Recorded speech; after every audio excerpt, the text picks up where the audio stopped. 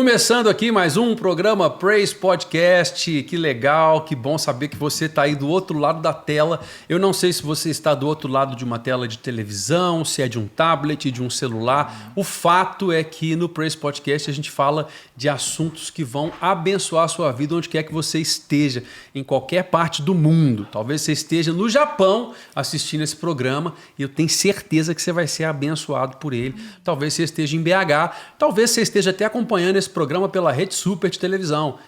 A Rede Super é a emissora parceira que transmite o Praise Podcast numa aliança entre essa emissora e o Ministério de Louvor e Artes da Igreja Batista da Lagoinha Matriz e aqui a Fábrica de Artes, onde nós estamos. Agora, toda essa temporada do Praise Podcast está sendo gravado aqui na Fábrica de Artes. Eu estou dentro de um dos estúdios da Fábrica de Artes, que é o estúdio D14, o nosso estúdio de gravação. Se você quiser, inclusive, pode acessar aí esse Instagram da Fábrica de Artes, @Fábrica de Artes Oficial, para ter acesso. Quem sabe você gravar o seu projeto aqui com a gente, você pode gravar o seu videoclipe, o seu... Não tem mais CD hoje em dia, não tem mais nada disso. Enfim, você pode gravar aqui com a gente e ser muito abençoado. Vem conhecer a fábrica, estamos em Belo Horizonte, no bairro Lagoinha, bem próximo à Igreja Batista da Lagoinha. Você pode vir aqui fazer um tour nas nossas mais de 70 salas. Eu tenho aqui teatro, temos sala de coral e orquestra, salas de dança, enfim, muitos espaços para edificação do reino e também para formação de artistas, e você vai ser bem-vindo aqui. Uma das nossas instrutoras aqui da Fábrica de Artes e também ministra lá da nossa igreja é a Estefânia Chaves, que está aqui do meu lado. Olá! Ei, pessoal! Estou muito feliz de estar aqui mais uma vez com vocês, né, nesse podcast maravilhoso. Eu espero muito que você seja abençoado, assim como nós temos sido, né, a cada gravação, cada semana que estamos aqui. E é isso, estou muito feliz. A fábrica é muito grande, sabe? Tem um corredor gigante, assim, que a gente vê Às vezes eu estou de um lado da fábrica, eu olho do outro lado e normalmente eu não reconheço as pessoas. Mas a Estefânia, ela chega sempre com esse cabelo bonito. O cabelo chega primeiro, né, gente? Coisa mais chique, que ela se arruma. E o Samuel, que é o marido dela também, é um dos nossos instrutores aqui de piano. Isso aí. E é tão legal o clima que a gente tem, né, Estefânia? Sim, muito. É bacana. Vem pra cá, vem estudar com a gente. Que daqui a gente faz muita coisa, inclusive agora estamos fazendo o Praise Podcast. E você falou sobre os projetos. Se você quiser gravar o seu podcast aqui também, de Pode. repente, né? Tô lançando aí, gente. Nem sei, mas tô lançando aí. Pode gravar o podcast. Se você quiser gravar o seu podcast, vem pra Fábrica de Artes também. Que nós temos vários cursos também envolvendo a arte. Inclusive, se você canta, eu tô te esperando aqui para te auxiliar nos seus estudos de canto, vai ser um prazer.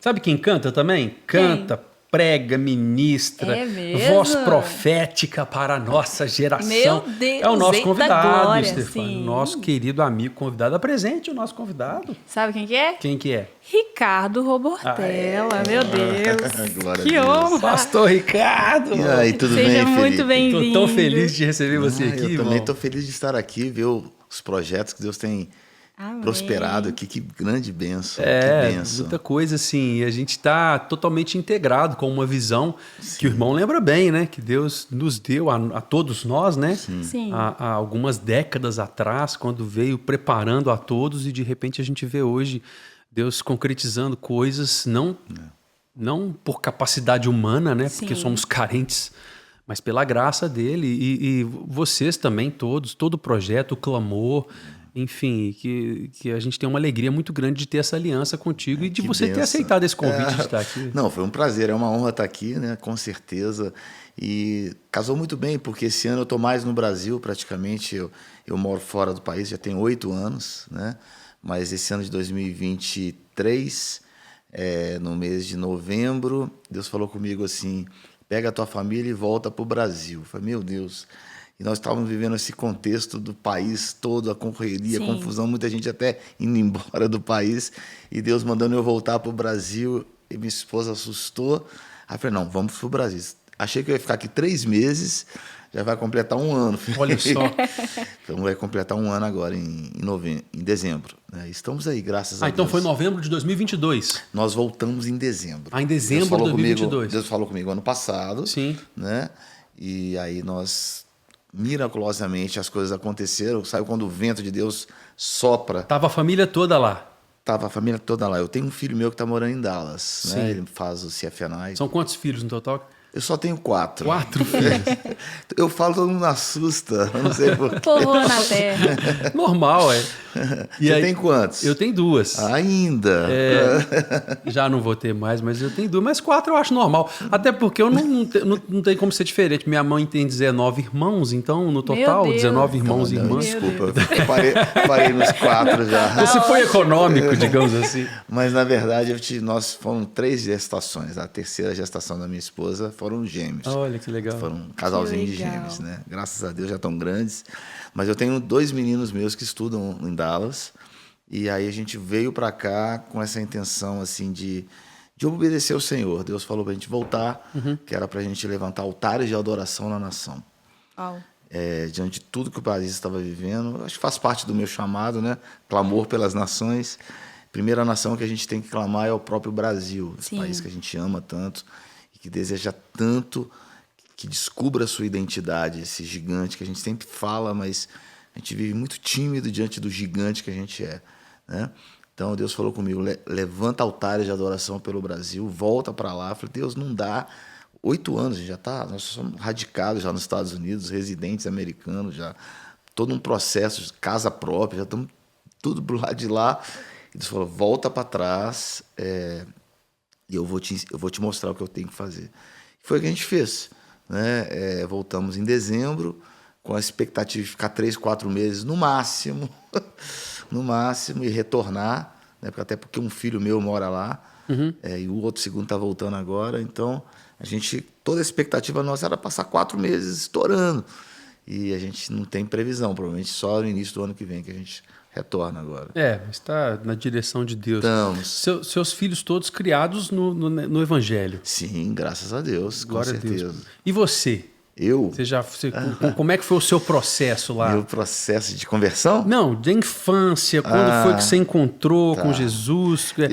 Era a história, a sua história é similar à dos seus filhos? Não. Não? Oposta. Oposta. Eu sou mineiro, minha família é do interior de Minas, mas eu sou filho de italiano. Meu pai realmente é italiano, descendente direto. Minha família é da Itália e na outra parte do interior de Minas. E eu morava no Rio de Janeiro. Fui criado no Rio até os meus 13 para 14 anos. Quando, com 13 para 14 anos, meu pai falece. Teve um ataque fulminante do coração e morreu.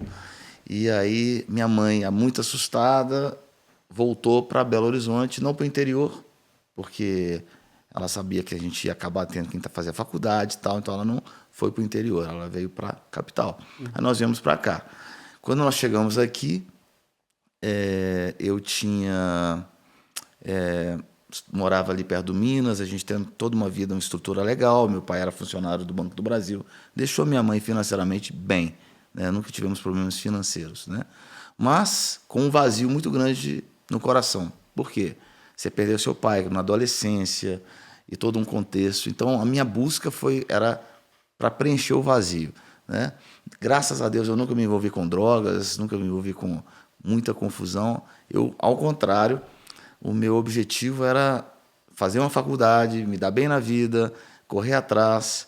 E aí, com 17 anos, eu passei aqui na Federal, Engenharia Civil, passei em 3, 4 faculdades, assim, com 17 anos. E aí, no terceiro ano da faculdade, eu já era líder de jovens, organizava um mundo de festa, mas eu nunca, não com droga. Graças a Deus, a gente sempre foi muito criado, muito assim, muito focado mesmo no estudo. Sim. Mas, com 17 anos, eu nunca tinha ouvido falar de Jesus. Olha só. Nunca tinha ouvido falar de Jesus. Isso foi no final dos anos 80, mais ou menos isso. E aí, nunca tinha ouvido falar de Jesus, assim, nunca ninguém tinha sentado e me explicado o Evangelho. Minha família toda católica, como eu falei, interior de Minas, italianos, idólatras até o último fio de cabelo, né? E eu fui o primeiro a converter. Uma pessoa entregou um folhetinho para mim na Praça da Savassi, assim, naquela época, evangelismo de rua, a Jocum era um grande momento assim de evangelismo, faziam vários evangelismos de rua. Me entregaram um folhetinho assim, aonde você vai passar a eternidade? Aí eu levei um susto, vou para o céu, né? Eu sou uma boa pessoa. Aí eu comecei a descobrir que eu não era tão boa pessoa como eu pensava que eu era. Que esse é o grande problema da pessoa, não roubar, não traficar, não prostituir desesperadamente, vai ter uma vida mais certinha. Mas você acha que você é bom. Que não precisa de mais nada. Você não precisa de mais nada, você é bom, né? Tanto é que a minha mãe, quando eu converti, ela, se converter de quê, meu filho? Você tem uma vida boa, faculdade, tinha meu carro, tinha minhas coisas, né? Sempre fui muito bem de estudo, graças a Deus. Então, assim, me formei. Mas o que aconteceu? Com isso, me convidaram para uma reunião, numa casa, tipo uma célula. E a minha conversão foi radical. Foi assim, não foi aquela conversão... Assim, eu vi Jesus. Literalmente, eu tinha 19 anos.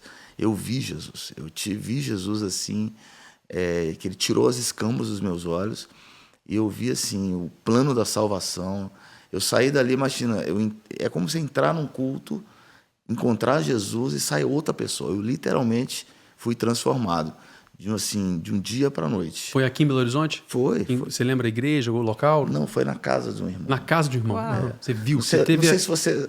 Talvez você não se lembre de um movimento chamado Ágape no Brasil, em Belo Horizonte. Era um movimento junto com o Jocum. Quem é fruto desse movimento? O pastor Zezinho, sim. O pastor Sandro. Sim, Gonzalez. Essa galera toda foi parte desse movimento de jovens na época, que se envolveu muito com o Jocum.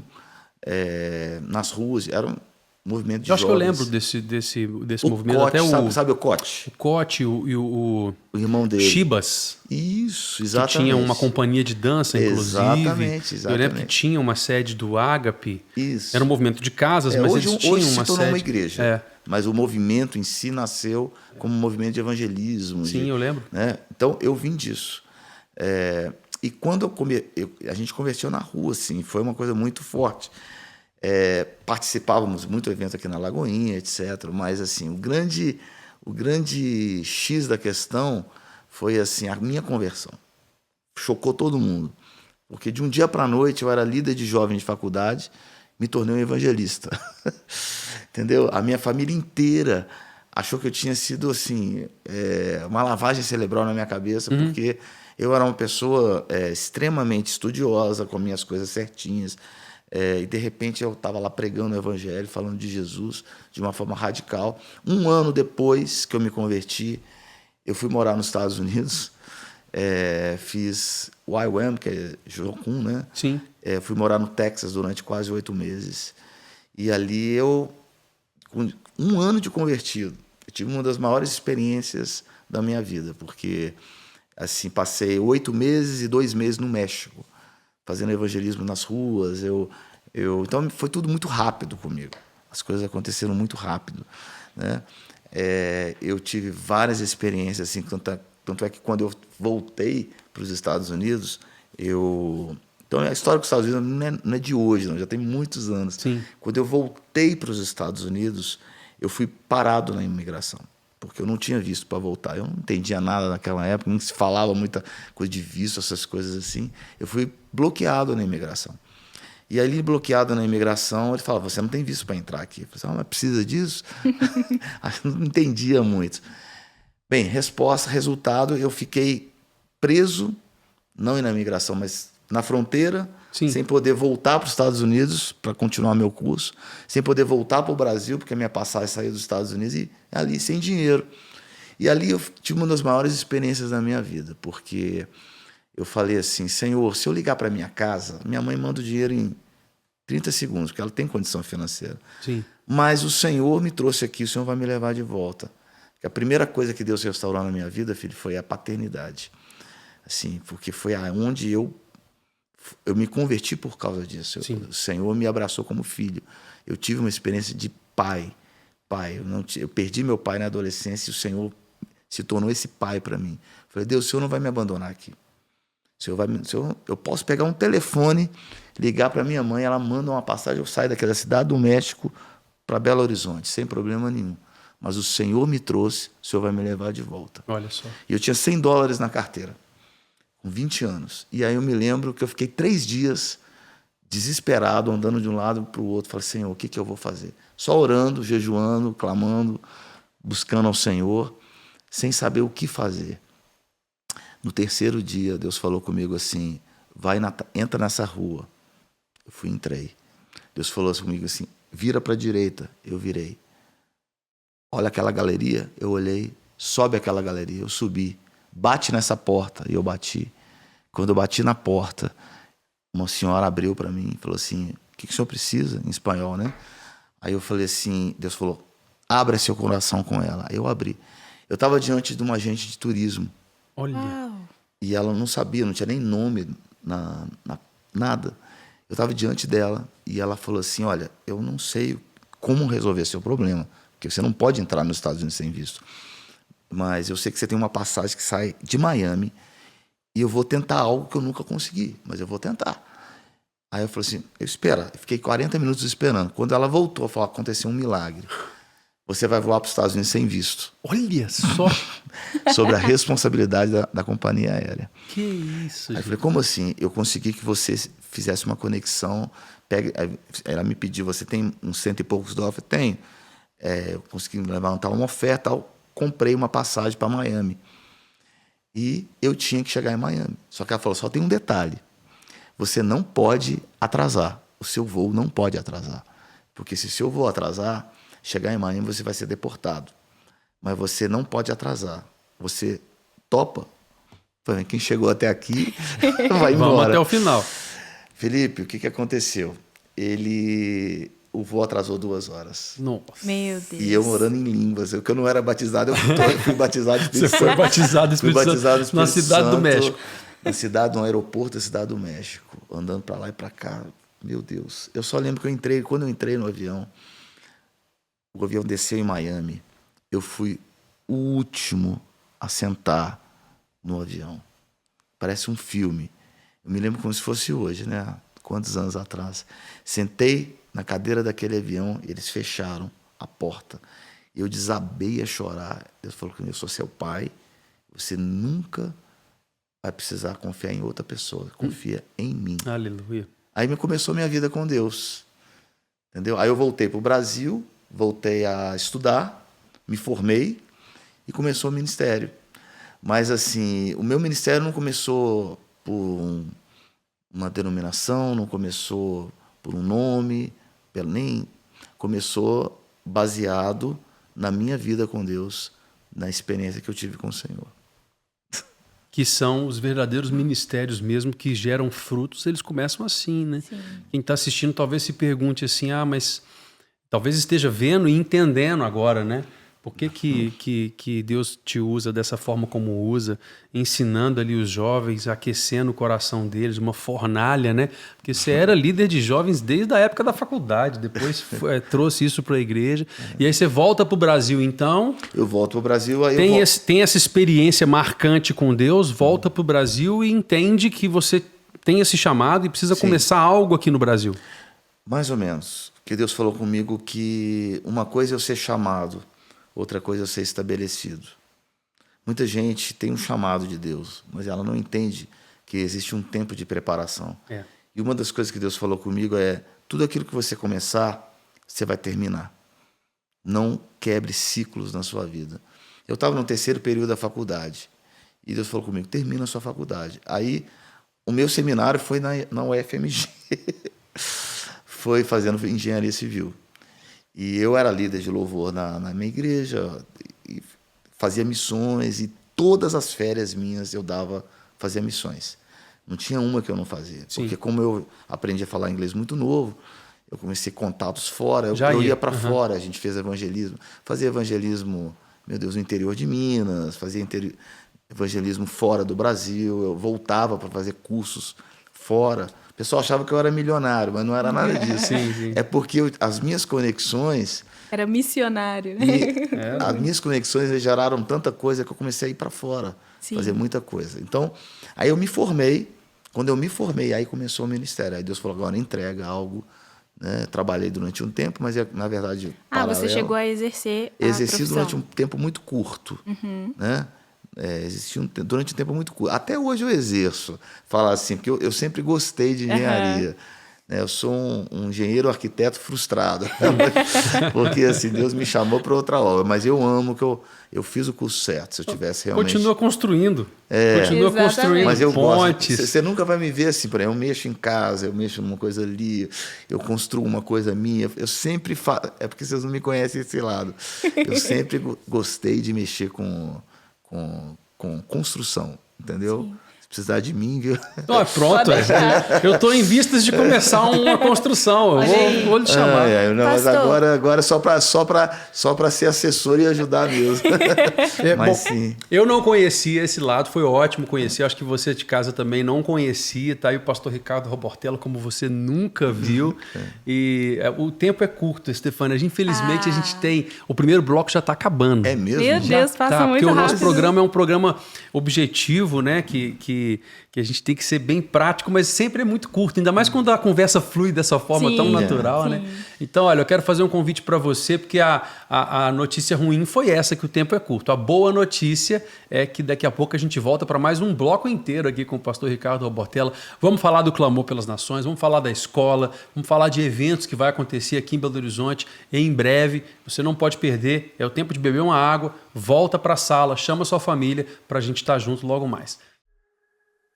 Eu disse que seria rápido e cumpri a minha promessa. Tá vendo aí, Stefania? Pois Rapidinho, é. foi o tempo Já de você estamos ir. de volta. Estamos de volta aqui com o programa Praise Podcast. Talvez você tenha ligado a televisão agora, a Rede Super, ou esteja vendo o recorte só desse segundo bloco. É o nosso programa para conversarmos com amigos, né? com pessoas relevantes para a nossa nação e para a nossa vida primeiro, né? Porque elas têm que ser relevantes para a gente, amigos mesmo próximos, que têm sempre coisas preciosas do coração para poder trazer para a gente e para vocês de casa que nos acompanham.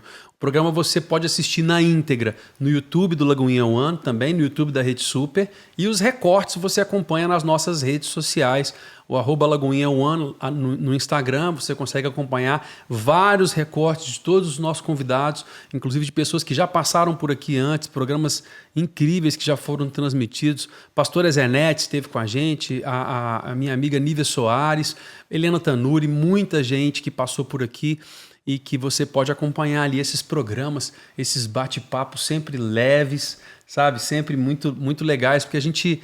Estava até falando agora no intervalo a respeito disso, né? A gente tenta fugir um pouco desse formato de entrevista, né? E fazer um bate-papo gostoso, como estamos tendo aqui com o pastor Ricardo Robortella, que está aqui. Eu tenho uma lembrança muito legal de você ali no Buritis. Buritis? Vocês tinham um escritório, né? O Clamor, eu creio, tinha um escritório. Ainda temos, né? Ainda tem, no Buritis, que ficava próximo ali a Imaginar, do Marcos Castro. Puxa! Você lembra disso? Lembro. E aí eu ia sempre lá, na época, para pedir para o Marquinhos fazer... Marcos fazia as nossas capas, né? De CD na época. Por onde ele anda, hein? Falar nisso. Marcos mora em Portugal. É mesmo? Mora lá em Portugal com Aquele a Roberta. rapaz é fantástico, né? Fantástico. A esposa dele, o Felipe, o Davi, que é o filho dele. Um beijo para vocês. E é uma época incrível. Eu lembro que era ali, o escritório ali do Clamor ficava. Quem ficava ali também era, acho que o pastor Gerson. Isso. Gerson Freire. Isso. Era muito legal. Você foi lá atrás, viu? 2001. E eu entrava lá e às vezes batia papo. E a gente conversava. Nosso escritório não é lá mais, mas é no Buritis. E você sempre trazia uma palavra de sabedoria. Eu não sou tão mais jovem do que você, né? Somos mais ou menos da mesma idade, mas sou um pouco mais jovem. Você é mais jovem, sim. E nessa época, essa distância, ela era mais evidente, né? E você sempre trouxe essa palavra para mim de sabedoria, sempre me trouxe ideias e coisas que eu guardei, sabe? Muitas delas eu guardei no meu coração. Isso é uma marca do seu ministério, né, pastor? Felipe, eu acho que eu contei essa história no início... Eu acho até para a pessoa entender, igual você falou.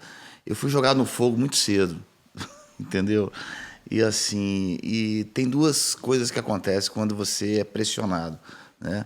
Ou você cresce e tira um azeite, né? Em Israel, não sei se você deve ter ido em Israel.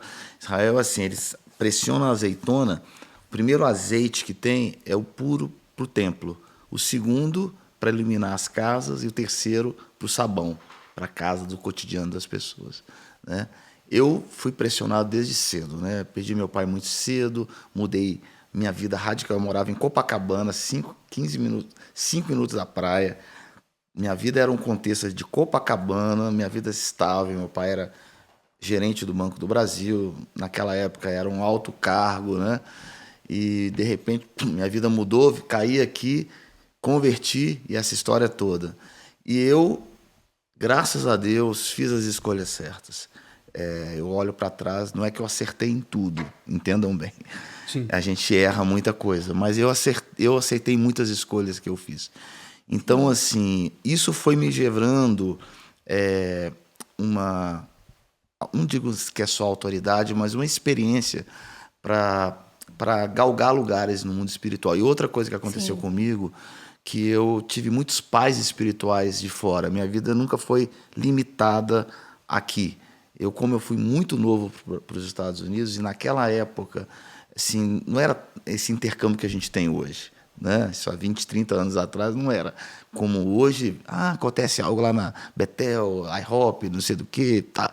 Naquela época não existia muito isso, era mais assim, era nosso o que acontecia aqui, Lagoinha, aqui, Jocum, Ágape, era a nossa vida aqui das igrejas, né? E eu saí de fora desse contexto. Sim. Né? Então a minha vida sempre foi assim. Então eu sempre fui jogado no fogo e eu fiz as escolhas certas, né? Não acertei em tudo, mas a grande maioria eu fiz as escolhas certas. Né? Pastor, a gente sabe que a vida ministerial não é fácil, né? Existem desafios. E você disse que, no bloco anterior, a gente comentou sobre o fato de você ser jovem, era estudante, concluiu o seu curso e ouviu o chamado de Deus, atendeu o chamado de Deus. Como que foi para você tomar essa decisão? Foi desafiador? Como que foi para o seu coração? Olha, eu falo que, assim, como eu disse, o meu seminário foi na faculdade, né? Porque eu ouvia todo dia que eu era louco. Eu falo isso, a pessoa tem que ter convicção da sua identidade. Sim. O que nós vivemos hoje é uma crise de identidade, em geral. Sem a sua identidade, você não sabe chegar ao seu destino. Tá? Então, eu descobri a minha identidade muito cedo. E sempre fui firme na minha identidade. Eu não me distraio. Você pode perceber, assim, ao longo do meu ministério, que a gente tem amigos de todos os tipos, mas eu sempre fiquei na minha identidade. Eu nunca saí, porque eu sei que a minha unção está conectado com a minha identidade, no meu destino. Isso é um fato que eu vejo que os jovens hoje, eles falham muito. Porque eles querem ser uma pessoa que eles não são. Que não foram chamados para ser. Nem todo mundo foi chamado para ser conhecido. Nem todo mundo foi chamado para fazer tudo. A gente hoje, nós somos uma geração de marcas, de logos e de projeção. Né? E eu acho que nós vamos ter que rever isso nos próximos anos. Porque, na verdade, há 21 anos atrás, não sei se você deve se lembrar disso, uma das frases que se falava era uma geração sem face. Você lembra disso? Lembro demais. Hoje é a geração da face. Hoje é a geração do nome, a geração da marca. Você tem uma marca, você vai embora com ela. Entendeu? E essa marca, ela toca as pessoas, mas nem sempre toca a Deus. Exatamente. Entendeu? Então, eu sempre falo isso, que o segredo é você não estar conectado com essas coisas. É você saber quem você é. E sabendo quem você é, sabe, você não vai ficar flutuando e oscilando. A melhor palavra é oscilando aí com o que a mídia fala, com o que o Instagram quer que você seja. Porque eu vejo, me perdoa o que eu vou falar aqui, já que a gente está... Fica à vontade. Eu vejo as pessoas entregando coisas que elas já entregaram há 20, 30 anos atrás. Mas elas não conseguem entregar nada novo. Sim. Eu vejo pessoas assim, bênção, pessoas de Deus no nosso meio, pessoas, homens e mulheres usados por Deus, mas sem conseguir hoje trazer o óleo fresco para o que essa geração precisa. Por quê? Porque a gente está tão preocupado com a imagem, tão preocupado em guardar uma coisa que a gente não pode guardar, sabe? Que é a sua imagem, a sua reputação, as suas coisas. E a gente fica tão preocupado com isso que a gente desfoca, a gente se distrai do que é mais importante. Sim. Não é que não é importante as pessoas não saberem quem você é, mas o mais importante é o que Deus quer que você faça hoje. Qual é a palavra que você carrega? Porque quando você foca nisso, você é atemporal. O que eu quero dizer é que você tem uma palavra independente do tempo. Sim. E você, independente do tempo e da quantidade de seguidores que você tem, entendeu? Você carrega essa unção. E essa geração de hoje, ela está muito preocupada com coisas que, no fundo, ela vai descobrir que não vai chegar em lugar nenhum. Não tem valor, né? Não tem valor. Então, nós precisamos acordar essa geração para que ela entenda que o mais importante é a identidade. Quem você é. O que Deus gerou você para ser. Né? Deixa Deus te pressionar que você vai descobrir quem você é. Né? E essa descoberta, ela muda. Muda totalmente. Ela muda as pessoas. Eu acho que talvez seja um pouco disso que vocês ensinam, né, na escola. Sim. Tudo isso que eu estou falando é parte. No clamor, porque a gente percebe nos eventos que a gente tem. Às vezes eu estou ali com vocês, às vezes ministrando com a Nívia, às vezes participando, servindo de alguma forma. E a gente percebe que quando as pessoas descobrem isso, como que muda a atmosfera. Eu queria, inclusive, gente, chamar um vídeo. Tem uma canção muito linda que é Incendeia, né? Que ela sempre toca no meu coração e foi gravada em um desses grandes movimentos do clamor, não foi? Foi gravada no Mineirinho, em 2020. Me lembro, eu estava lá. No Second Wave. Sim. Exatamente. E eu queria chamar um pedacinho dessa música só para você poder entender um pouco o que é a atmosfera do clamor. Dá só uma olhada aí.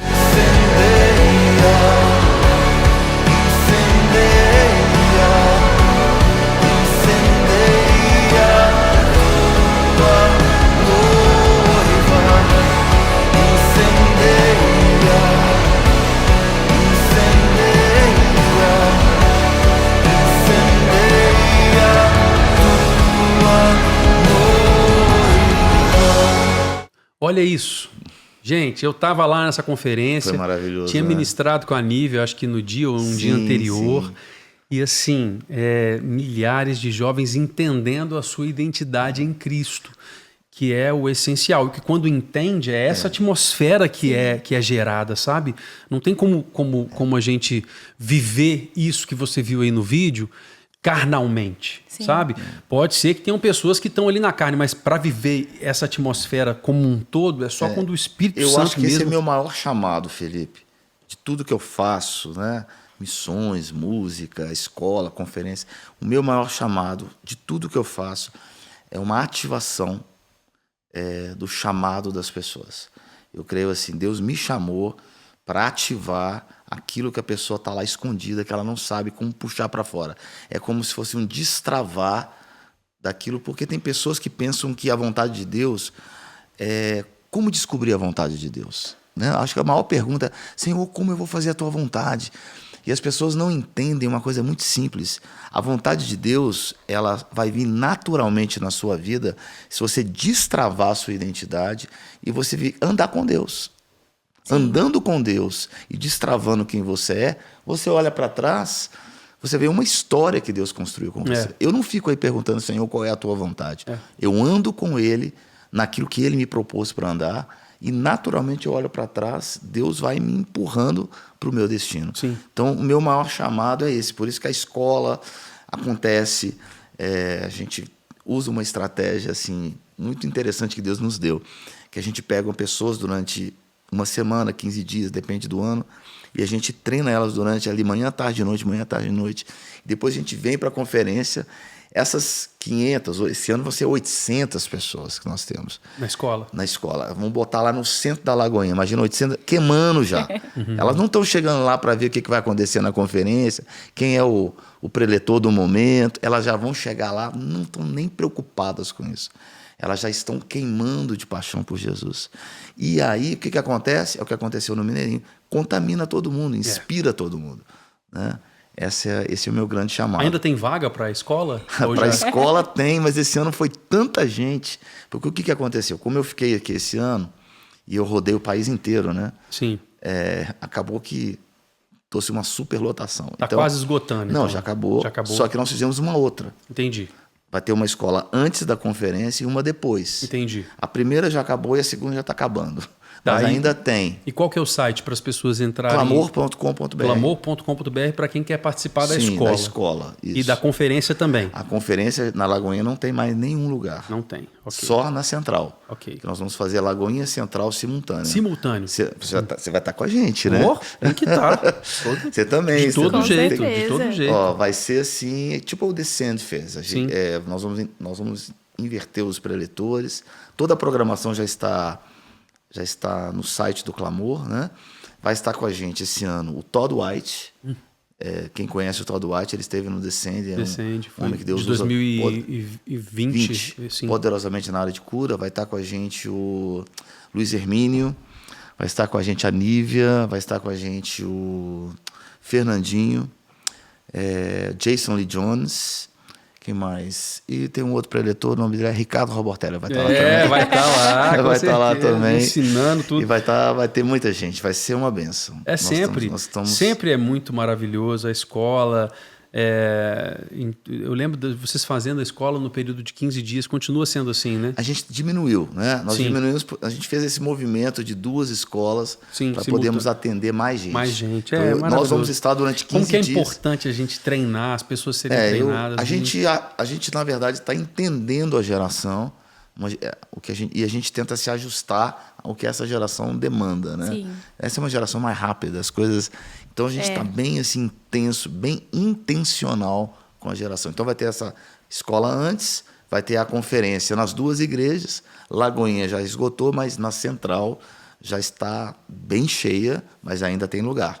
É só entrar no site do Clamor, que aí você faz a sua inscrição ou para a conferência ou para a escola. Isso aí, participe. Entra no site www.clamor.com.br para você poder ter mais informações sobre a conferência. Pastor, e aí a gente entrando nesse caminho, assim, final, a gente está quase terminando o programa, mas eu não queria terminar sem que você trouxesse para as pessoas uma palavra, com toda a experiência que você tem, de já estar vivendo isso há tantas décadas, né?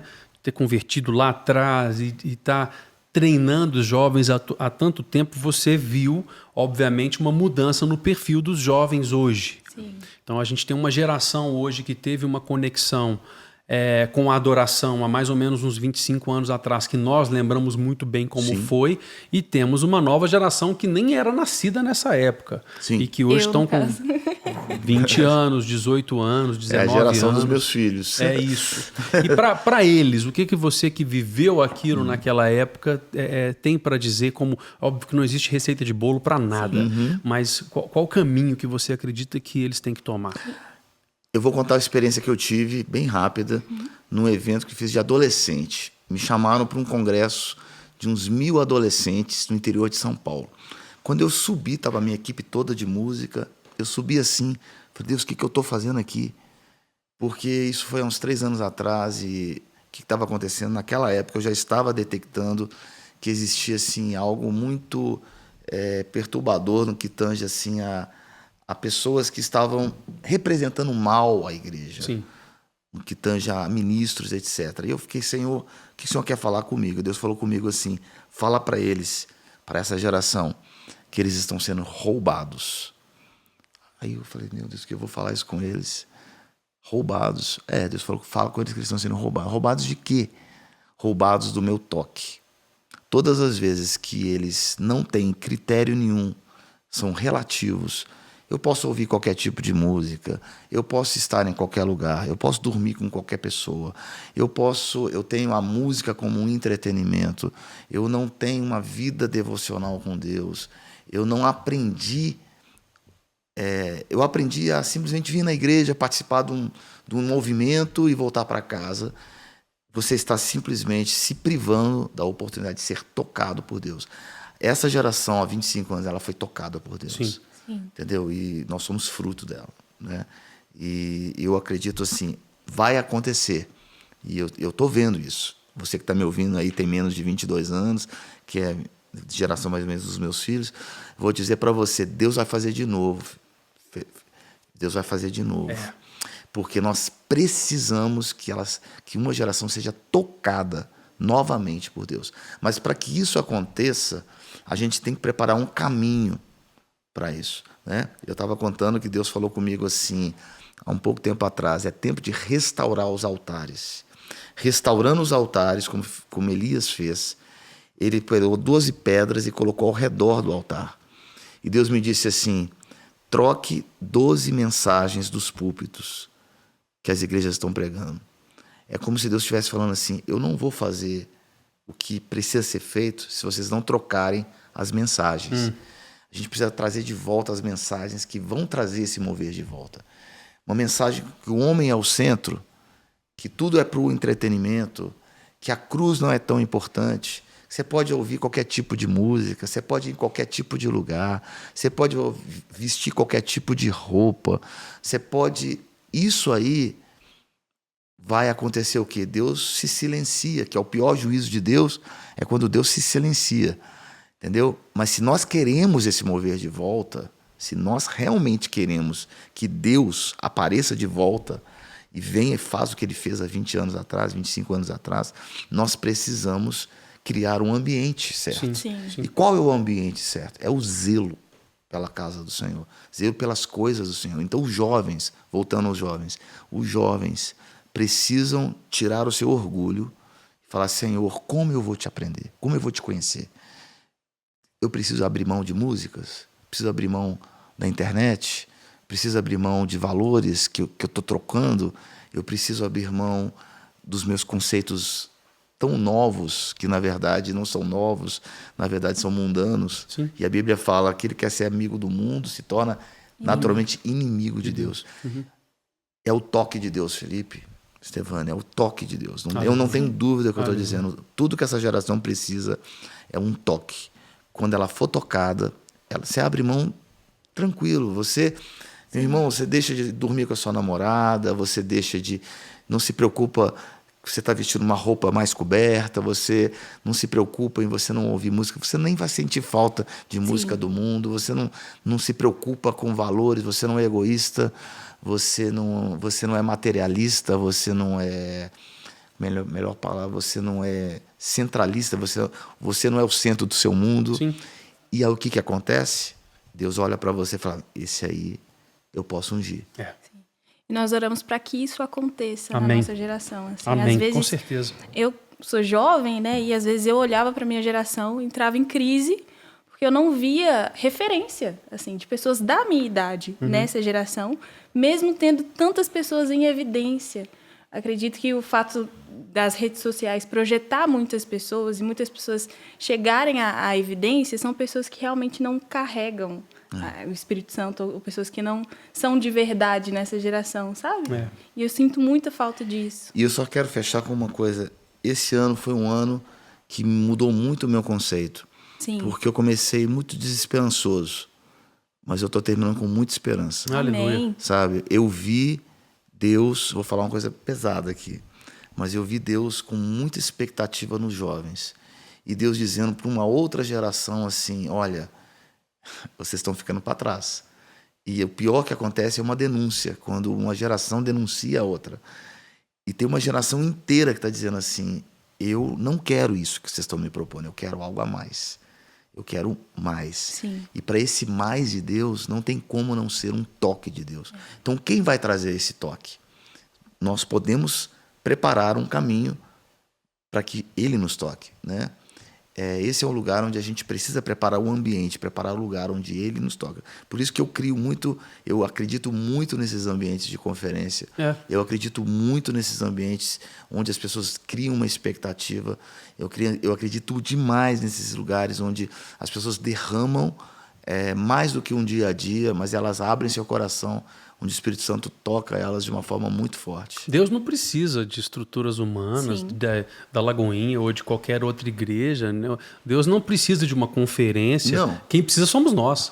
Quem precisa é você que está em casa, que precisa de buscar a Deus ali. Você pode buscar Deus na sua casa? Pode, mas quando a gente faz isso, né, em comunidade, quando a gente faz isso sustentando, suportando-vos uns aos outros, isso se torna muito mais fácil. Então, encerrando o programa aqui já, eu quero reforçar o www.clamor.com clamor.com.br, onde você vai ter informações sobre a escola e também sobre a conferência. Pastor, obrigado pela sua presença. Obrigado você, Stefânia, Felipe. Muito feliz de poder ter esse tempo aqui, de saber coisa que eu não sabia, apesar da gente andar junto há tantos anos, né? Uma admiração tão linda, mútua, e que Deus continue te levando, te abençoando. Eu quero agradecer a todos. Obrigado. Te mantendo esse exemplo que você é para as nossas vidas. E já estamos aguardando a conferência, né? Demais. Estaremos lá, se Deus quiser. Com certeza. Que benção, vai ser benção. Jesus.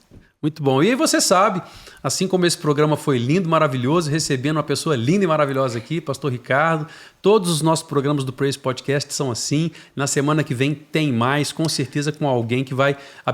Pois não, pastor. Felipe, tem como passar o clipe da conferência? Claro.